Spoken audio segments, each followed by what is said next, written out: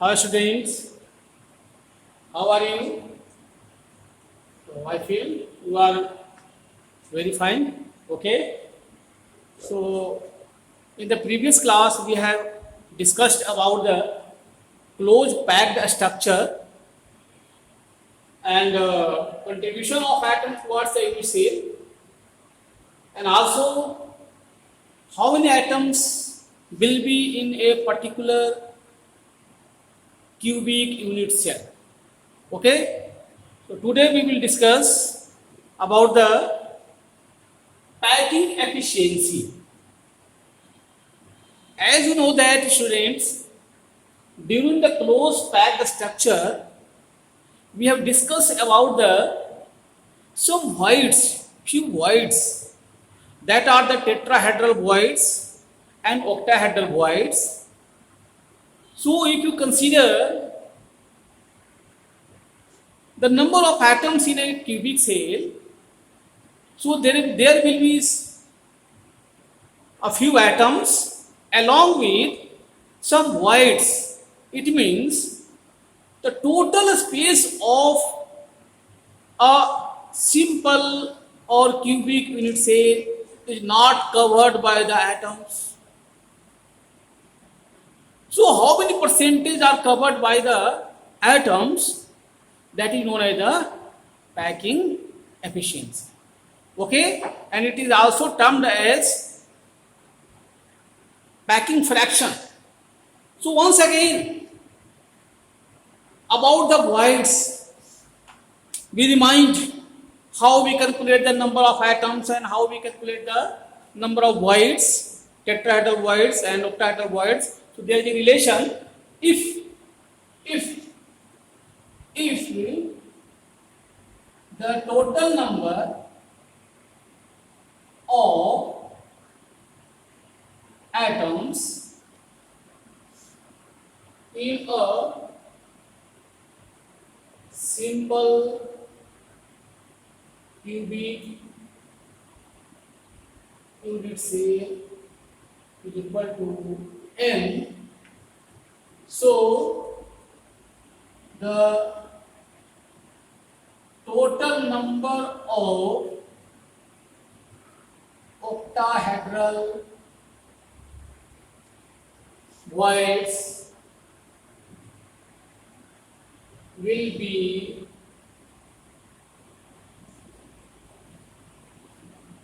equal to n, and the total number of tetrahedral voids will be equal to twice n. So on keeping the mind the relation among the total number of atoms in a cubic cell and the octahedral voids and the tetrahedral voids, you can provide the formula of a substance. Okay, so this is the idea. So if there is some voids, it means all the space of a cubic unit cell is not covered by the constituent atoms, particles. It means there will be a few blank space. So this is how we can calculate the how many spaces of the cube is covered by the atoms. This is known as the packing efficiency. Okay, so packing efficiency can be defined as packing efficiency we defined as it is the percentage of defined as it is the percentage of a space of a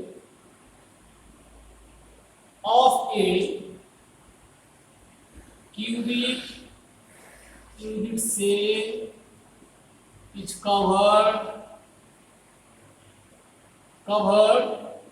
by atoms. Very simple definition. And with the help of this definition, we can calculate in a particular cubic cell, and that are namely simple cubic unit cell, body centered unit cell, face centered cubic unit cell. What is the percentage of the packing? We can calculate. Okay, so if you have idea about the packing efficiency, means percentage of the space occupied by the atoms. It is also known as packing efficiency. Is also termed as, it is also known as packing fraction. Packing fraction. Okay, अगर packing fraction लिखा है तो उसमें घबराने की बात नहीं है. That is similar to the packing efficiency. Okay, so one by one we can calculate. तो what is the percentage, what is the packing fraction of a particular unit cell. Okay, तो हम लोग एक एक करके उसको कैलकुलेट करेंगे और देखेंगे कि रिलेशन क्या है और कैसे उसको हम कैलकुलेट करते हैं. After that, we can decide which one is the more packed, or we can compare which one is the closest, है ना. उसके आधार पर हम लोग इसको करेंगे. सो फर्स्ट में हम लोग चलते हैं सिंपल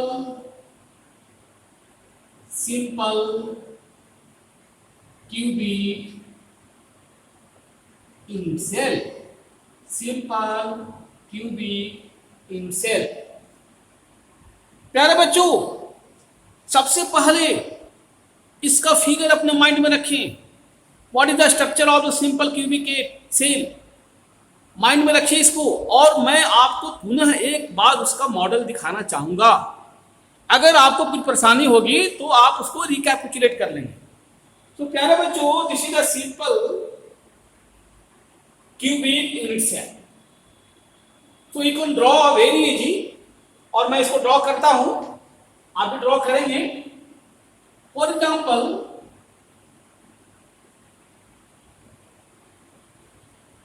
इसको हम लोग ड्रॉ कर रहे हैं. दिस इज द सिंपल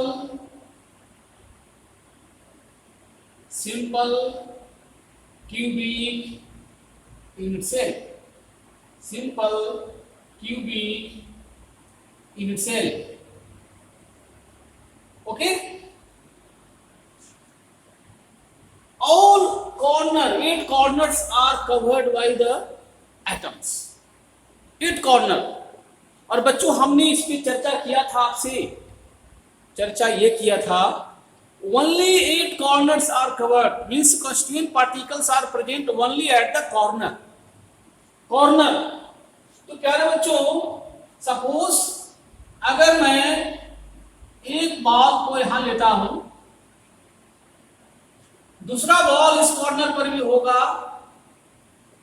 इस तरह से अगर हम लोग करेंगे इसको, तो हमारा दूसरा बॉल जो होगा, इस दूसरे जो एटम्स हमारे होंगे वो इस कॉर्नर पर होंगे. Atoms are spherical. चलिए, मैं स्फेयर नहीं बनाया है, बट आप तो बना लेंगे नहीं. तो मैं ये कह रहा था कि ये जो कॉर्नर पर है, इस कॉर्नर पर होगा, इस कॉर्नर पर होगा, यहाँ होगा, यहाँ होगा. Each corners are occupied by the constituent particles. Okay, late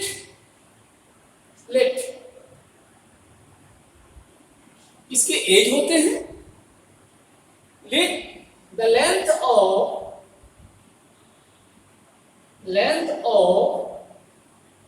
edge, each edge करते इसको, क्योंकि सभी क्या होते हैं, इक्वल होते हैं. Length of each edge of simple cubic say is A. Suppose क्या हुआ, वो A मानते हैं. As you know that constituent particles are spherical, तो अगर वो स्फीयर होगा बच्चों तो उसका रेडियस भी होगा. So if you consider radius r, it means this is the r and this is also r. So this is the distance here. ये इसको दो हम लोग बांटते हैं इस तरह से, और ये हमारा एक रेडियस इसका हुआ और एक रेडियस इसका हुआ. Okay, and this is also termed edge, जो हमने कहा था, हमने लिखा है यहाँ पर, let the length of each edge is a. सपोज ये ए है तो यह भी ए होगा. तो क्या होगा, यहाँ से जो ये डिस्टेंस है वह भी क्या होगा, ये ए होगा. Okay, so you can simply you can calculate the relation between the r and a. Okay, so let us, फिर हम लोग यहाँ पे लिखते हैं, let r is the radius of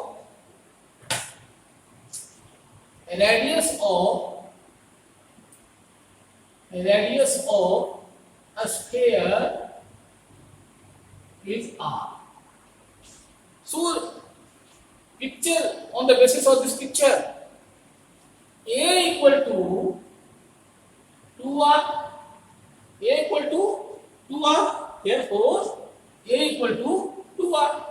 okay, तो अब हमको क्या करना है बच्चों, इसके पूरे को वॉल्यूम निकालना होगा, तभी तो हमको पता चलेगा उसका वॉल्यूम कितना था और कितने एटम्स उसमें आए, है ना. So firstly you have to calculate the volume of the cube. So volume of a cube is equal to a cube. Side cube होता है ना, आप जानते हैं. So volume of a cube equal to a cube and that will equal to, क्योंकि हमने a का value निकाल लिया है तो हम लोग यहाँ करेंगे 2r cube. It means इसको हम कर दें 8r cube. ये इस केस में इसका वॉल्यूम कितना हुआ, तो 8r cube. Okay, now calculate the total number of atoms, क्योंकि पूरे का स्फीयर का पूरा स्फीयर कितना हुआ, उसका वॉल्यूम इतना मिला. अब हमको देखना है कि वो जो स्फीयर है, जो एटम्स है, वो कितना है, उसका वॉल्यूम क्या है. तो पहले हम क्या करेंगे, टोटल नंबर काउंट करेंगे. तो total number of atoms in simple, cubic, unit, cell. बच्चों आपको कैलकुलेट करने आता है, आप जानते हैं. सिंपल वाले में कितना होगा, इसका कंट्रीब्यूशन 1/8 होता है ना, एंड देयर आर 8 कॉर्नर, तो that will equal to 1 atom. 1 atom के बराबर है, मींस 1 एटम है इसमें. और हम ये भी जानते हैं बच्चों कि ये जितने कंस्टिट्यूएंट पार्टिकल्स है all are in spherical shape. So volume of a sphere means 1 atom equal to 4/3 pi are cube. Okay, इतना तो हम लोग जानते हैं, 4/3 pi are cube.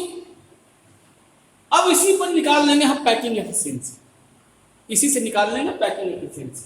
So packing efficiency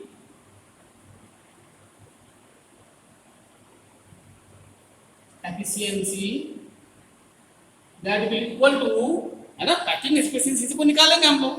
so packing efficiency will to equal to volume of 1 atom, volume of 1 atom divided by total volume of cube unit से. Total volume of, या simply लिख सकते हैं हम लोग, volume of simple cubic unit cell। और packing efficiency में मैं शुरू में कहा था आपको, डेफिनेशन लिखाया था, it is the percentage, so we have to multiply with 100। ये this is the general formula, this is the general formula.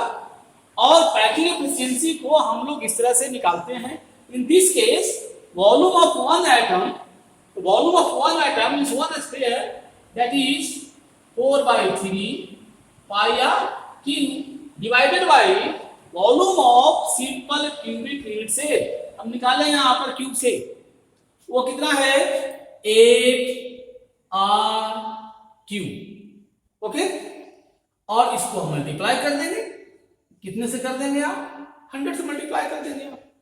तो इसको आप निकाल सकते हैं, क्यू क्यू तो कैंसिल हो जाएगा यहीं पे, बाकी इसको आप कर सकते हैं 4/3 इंटू 1/8 पाई इंटू 100, ऐसे कर देंगे आप। सो 4 2 जा, so that will equal to 1/6 into pi into 100। इसको जब आप मल्टीप्लाई करेंगे बच्चों, कैलकुलेट करेंगे आप, तो आएगा 5, दैट विल इक्वल टू 52.36% और it will equal to 52.4%। Okay, so packing efficiency in the simple form that is 52.4%। It means ये कह रहा है ये पूरे जो यूनिट था, इसका जो वॉल्यूम था बच्चों, इसका केवल 52% जो जगह है, स्पेस है, उसको एटम के द्वारा ऑक्युपाई किया गया है। बाकी जो बचे हुए हैं दैट आर वॉइड्स, वो क्या है, वो वॉइड्स। ओके, मैं समझता हूं बिल्कुल क्लियर है ये। How can you calculate the packing efficiency, आप ये ध्यान रखेंगे। चलिए अब इसके बाद हम लेते हैं नेक्स्ट, इसके बाद हम क्या लेंगे नेक्स्ट, दूसरा जो हम लेंगे बच्चों, तो उसमें फिर हम लोग क्या करेंगे, इसको बिठाते हैं, आप उसको नोट करें, मैं तब तक डायग्राम बनाता हूं और उसको आप नोट करें। और सेकंड जो हमारा टर्म है, सेकंड है ना, वो है आपको फेस सेंटर यूनिट से, फेस सेंटर यूनिट से। तो बच्चों इसके लिए फिर हम लोग एक क्यूब ड्रॉ करेंगे, एक जो है क्यूब ड्रॉ करेंगे और क्यूब के साथ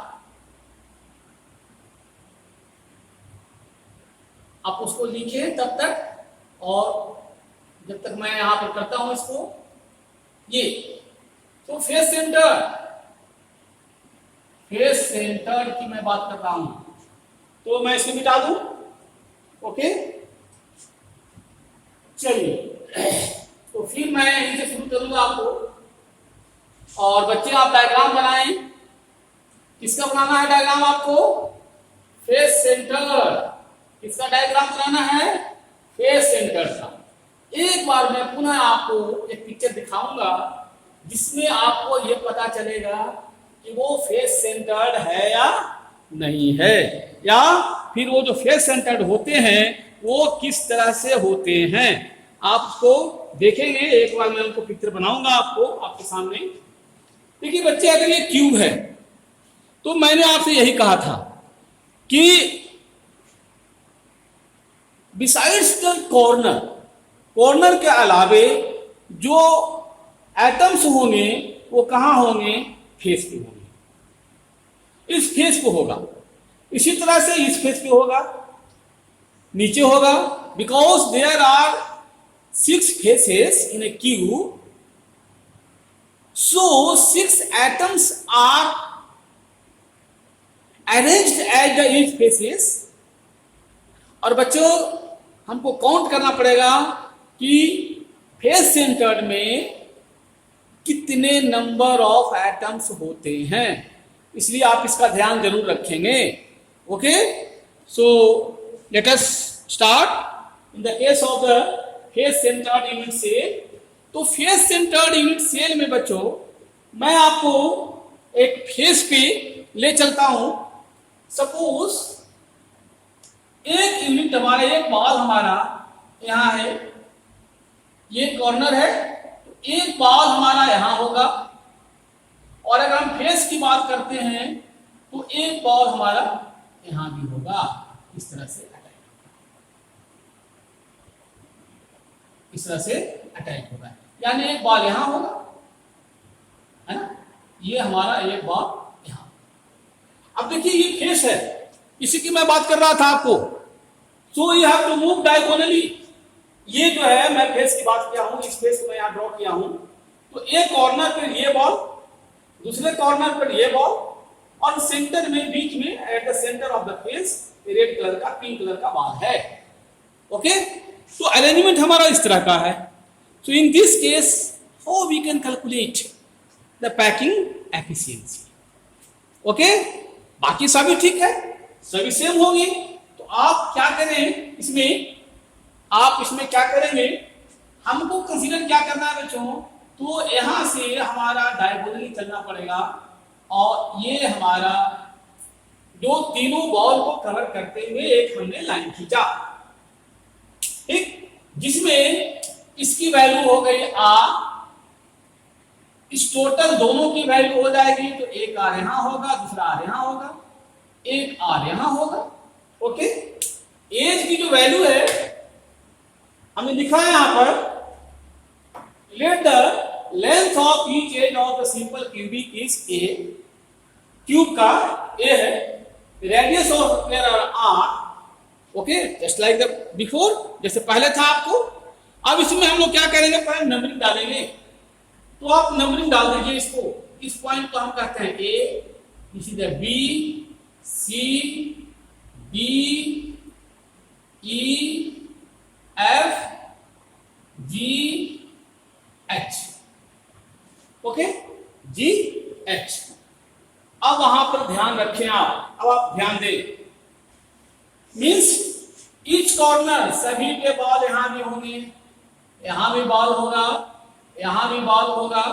मीन्स सभी जगह कंस्टिट्यूएंट पार्टिकल्स यहां पर भी होंगे इस तरह से, यहां भी कंस्टिट्यूएंट पार्टिकल इस तरह से होगा, है ना। तो सभी कॉर्नर पर के अलावे, कॉर्नर पर होने के अलावे फेस पर भी है। तो बच्चों अब देखिए, ये हमारा ए है, तो ये भी क्या बनेगा, ए। ये जो लेंथ हमारा है वो क्या होगा, ए। ये जो लेंथ हमारा है ये भी क्या है, ए। ये लेंथ भी ए हुआ। अब देखिए बच्चों, आप यहां पर देख रहे होंगे एक ट्रायंगल बन रहा है, और ट्रायंगल जब बन रहा है, इस ट्रायंगल में, so in triangle A B C, A B C, angle A B C, this is 90 degree. पढ़े है ना, दिस इज ए क्यूब, और क्यूब है तो क्या होगा, अल्फा बीटा गामा की वैल्यू क्या होगी, 90 degree. So it is a 90 degree, so it is a right triangle. और राइट ट्रायंगल से हम जानते हैं, फॉर्मूला हम लोग के पास में है, वो फॉर्मूला क्या होगा, यहां पर आप देख लीजिए, A C square equal to A B square plus B C square. और बच्चों एक बात और ध्यान रखिए, क्योंकि इस लेंथ को भी हमने लिया है, तो इस लेंथ को मैं मान लेता हूं, यहां से जो डिस्टेंस हमारा है इसको हम मान लेते हैं क्या है, ये बी। सपोज ये क्या है, बी, एज तो है नहीं है, ये क्या है, ये डायगोनली, डायगोनली, उसको डायगोनली एक लाइन जा रही है, उसको हम कंसीडर कर रहे हैं यहां पर। So B square equal to A B square means A square plus A square, A square plus A square, so that will equal to 2a square and b equal to under root 2a square, और that will equal to under root 2a। Okay, b की value क्या होगी, यहां पर हम लोग ये निकाल लिए कि b की वैल्यू क्या होगी। So b will equal to under root 2a। Okay, अब हमें चूंकि हमें क्या करना था, मुझे a और r में रिलेशन लाना है। So here in this figure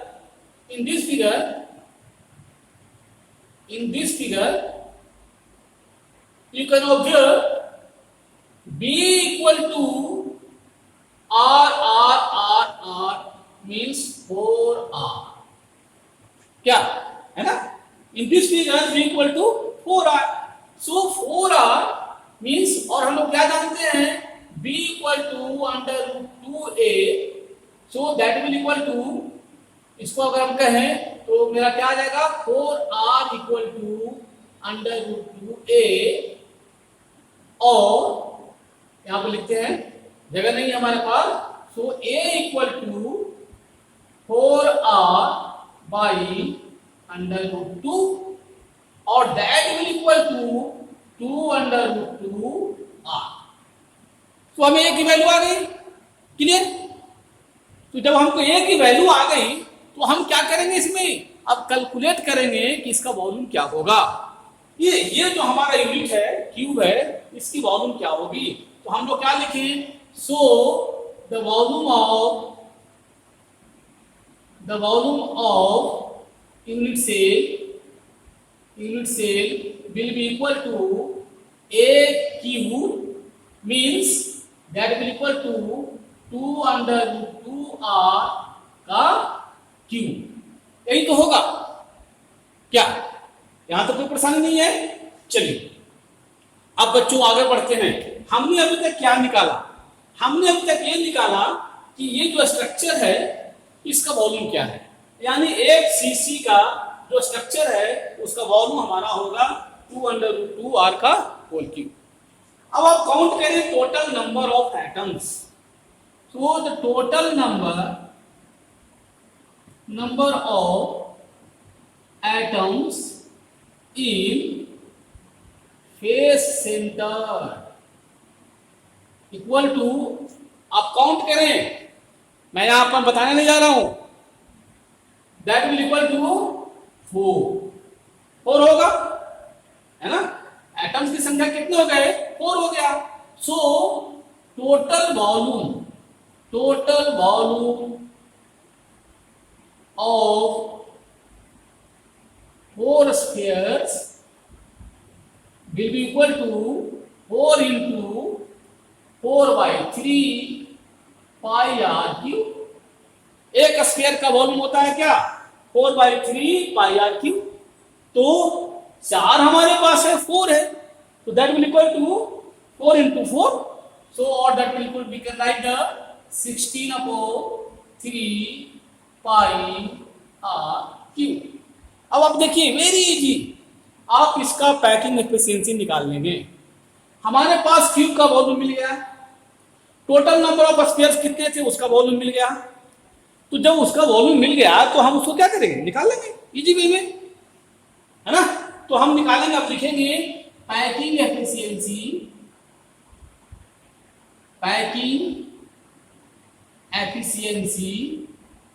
equal to, हम क्या जानते हैं, total volume of occupied by the 4 sphere. तो हम लिखेंगे यहां पर volume occupied by 4 spheres divided by volume of unit C. बच्चों अब नीचे में जगह नहीं है तो मैं ऊपर लेके जाता हूं, आप इसको लिख लिए होंगे, है ना। तो अब मैं यहां से आपको यहां लेके चलता हूं और क्यों आप नोट करें। तो पैकिंग एफिशिएंसी जो हमारा आ रहा है वो अब क्या होगा, दैट विल पैकिंग एफिशिएंसी या पोटेंशियल एनर्जी मत समझ लेना, हमने शॉर्ट में लिखा है पैकिंग एफिशिएंसी, और पैकिंग फ्रैक्शन भी आप कर सकते हैं। So volume occupied by the 4 sphere, तो volume occupied by the 4 sphere कितना था हमारा, 16 दैट इज 16 बाई कितना था 16/3 pi are cube divided by volume of unit cell A cube 2। तो आप इसको चेंज कर दें या बाद में करेंगे तो भी सही है। तो 2/2 आर का क्यूब इनटू 100 यही तो है। इसकी मैं चर्चा किया आपको यहां ले आया। चलिए तो अब मिटाता हूं मैं थोड़ी सी और इसको उसके बाद आपको मैं आगे लेके चलूंगा। अब बच्चों इसी को कैलकुलेट करेंगे आप। जब कैलकुलेट करेंगे तो 16/3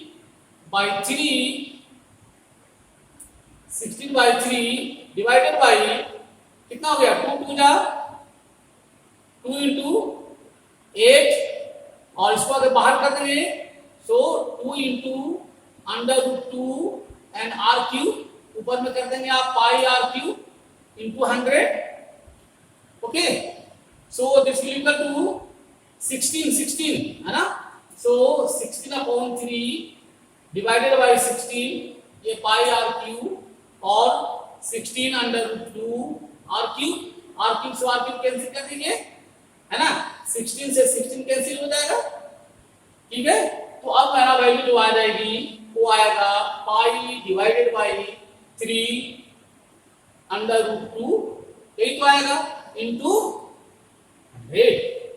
सो पाई की वैल्यू आप रख देंगे आप 3.141 है ना। पाई के वैल्यू 3.142 ही मिलता है कभी-कभी। तो इसकी वैल्यू आप रख दीजिए 3.142 डिवाइडेड बाई 3 इंटू 1.41112 जो भी कर दें है ना। ये हमारे √2 की वैल्यू आती है ना 1.412 और इसी को आप जब मल्टीप्लाई करेंगे आप इंटू 100 और इसको सिंप्लीफाई करेंगे तो 74% पैकिंग होती है। ओके सो बच्चों हम लोग यहां पर देखा सिंपल क्यूबिक यूनिट सेल में पैकिंग किस तरह से होती है। उसके बाद हमने देखा फेस सेंटर्ड यूनिट सेल में पैकिंग किस तरह से होती है। उसमें जो हमारा पैकिंग था वो था 52%। यहाँ पर जो पैकिंग आ रही है वो है 74%। It means it is more efficient closely packed than the simpler form. और बच्चों एक हमारा बच गया बॉडी सेंटर्ड जिसको नेक्स्ट वीडियो में हम वो देखेंगे। ओके तो आप इसे अच्छी तरह से डिराइव करेंगे और समझेंगे और एक नोटबुक आप तैयार करेंगे अच्छे से पढ़ाई करेंगे। बस इसके जस्ट में मैं नेक्स्ट वीडियो आपको डालूंगा जिसमें आपको बॉडी सेंटर्ड में पैकिंग कैसे होती है उस पर चर्चा करेंगे और फिर एक हम कॉम्परेटिव चार्ट बनाएंगे। Okay bye.